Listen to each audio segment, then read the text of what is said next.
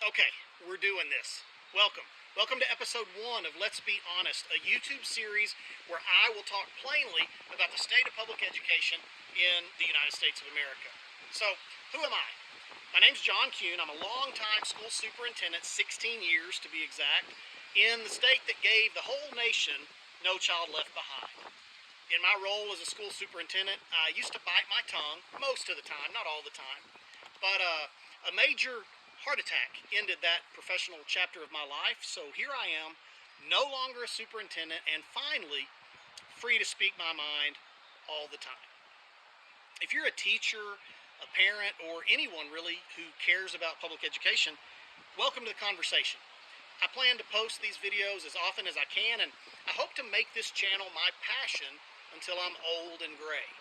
My goal is to frame what's going on in the world of American education for a broad audience in plain language from the perspective of a practitioner who has actually spent real time doing the real work in public school classrooms and behind the wheel of a school bus and in offices where hard decisions get made, budgets have to get balanced, and all the rhetoric and politics give way to actually, having school 5 days a week.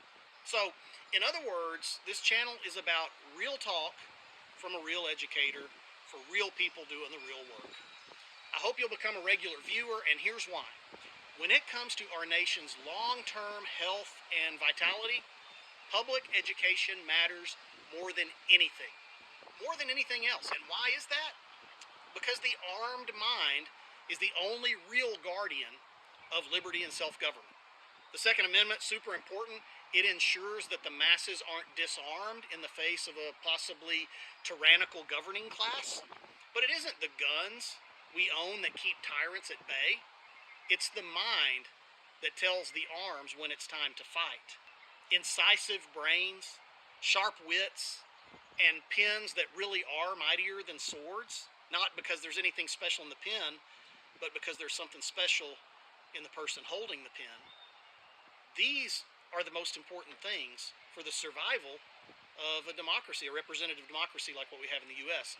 There were, for example, in the American Revolution, lots and lots of pamphlets before a single bullet got fired at Concord.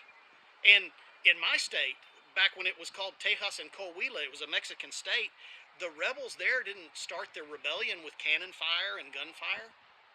They started it by recognizing that Santa Anna suspending the Mexican Constitution of 1824 was a bad thing and that it curtailed the rights of the people. And so they didn't start with guns. They started with reading and writing and speaking.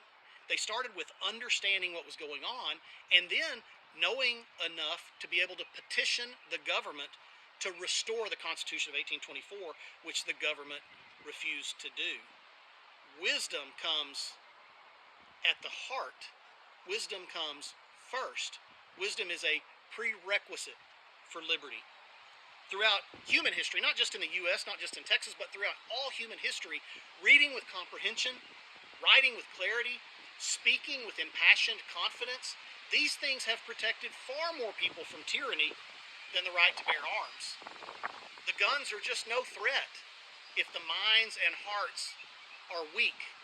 They can't catch fire with ideas. Tyrants find fools easy to control. And you've heard the saying, there's a sucker born every minute. Dishonest, unethical leaders, they look for suckers to play like fiddles.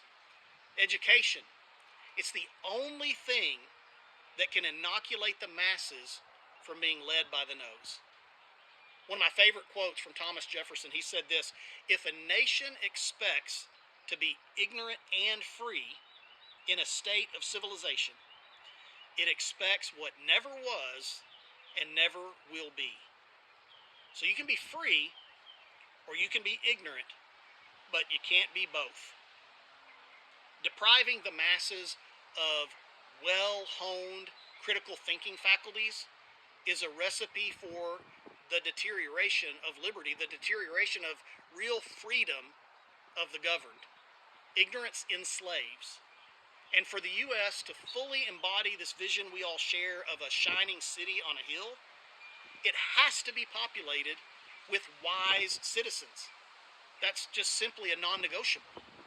A nation filled with malnourished intellects, distracted minds, weakened hearts, and hollowed out character becomes a very weak nation. A nation susceptible to the virus of tyranny. A very different kind of nation than what we expect of our country.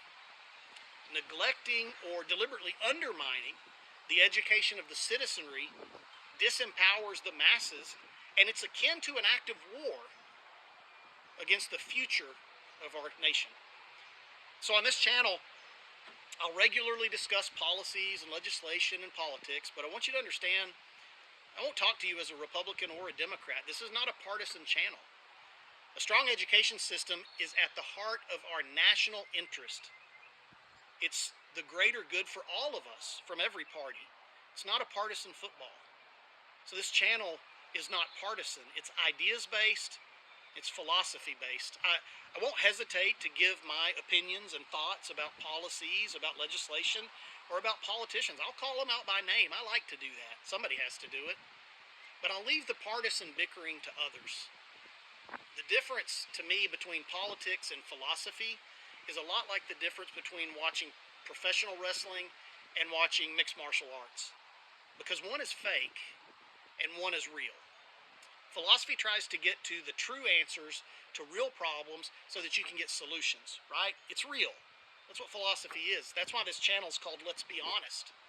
You have to cut through all the marketing and messaging and spin to get to the real truth of what the real problem is and craft a real solution. That's not what politics is about. Politics is about showmanship. It's about entertainment. It's about agitating the home team so that your fans get riled up and they'll go vote for you in the primary. And I think the point of politics really is just for people and their friends to stay in office, not about getting to the right answer to the problems we face. So this is not a partisan political show. It's a philosophical show. We won't always talk about politics or policies or legislation. I'll spend a lot of time sharing my views on educational leadership, best practices in the classroom, analyzing educational research, wrestling with some of the most trenchant debates that matter in the day-to-day of educators. We'll peek at headlines from time to time, and we will try to be a counterweight or a check on some of the most egregious nonsense that seems to always come down the educational pike. The fact is that conversations around schools are often hijacked by people who've never set foot in a public school. Certainly as a teacher, but among some of the most blue-blooded of the school reformers, not even as a student. They went to private schools, went to private universities, and got a job at some think tank, right? Well, it isn't just them, it isn't just the politicians, the ideologues who misunderstand education. It's important to note that reporters very often have a clumsy grasp at best of schooling, and so the coverage of education, even in newspapers that are supposed to be objective, is often just horrible. They very regularly, mindlessly regurgitate press releases that they get from advocacy organizations and politicians' offices, and a lot of times those press releases are all about spin and not about what's true and what's real. On this channel, we will always start with the understanding that spending on the education of the children of the masses in any society is not an expense, but an investment, a fundamental and necessary investment in a brighter future for that society, in our case, for our 50 states. Public education has to be done well, and that means financial support. That's just part of it. It also means a widely held understanding of what are the vital components and traits of a quality education. Amidst the tug of war over limited tax dollars, the tug of war over what goes into our kids' school books and then into their minds, there are right and wrong answers. On this channel, I want to cut through the messaging and help my viewers do the same so that as a nation we can get to the right answers and have the strongest education system on the planet. So there you have it. We'll pull back the curtain. We'll talk honestly about vouchers, standardized testing, curriculum, charter schools, state takeovers, controversial legislation, state boards of education, and every aspect of the daily grind of running schools. Let's take this journey together. It will be an arduous climb sometimes, but it will be better with friends. So pick a topic, we'll dive into it. We are not afraid to tell the truth and let the chips fall wherever they fall. We're going to do right and risk the consequences, as Sam Houston once said. Thank you for watching. I hope you'll like and subscribe. Next episode, we're going to talk about summer vacation in American schools. Is summer slide real?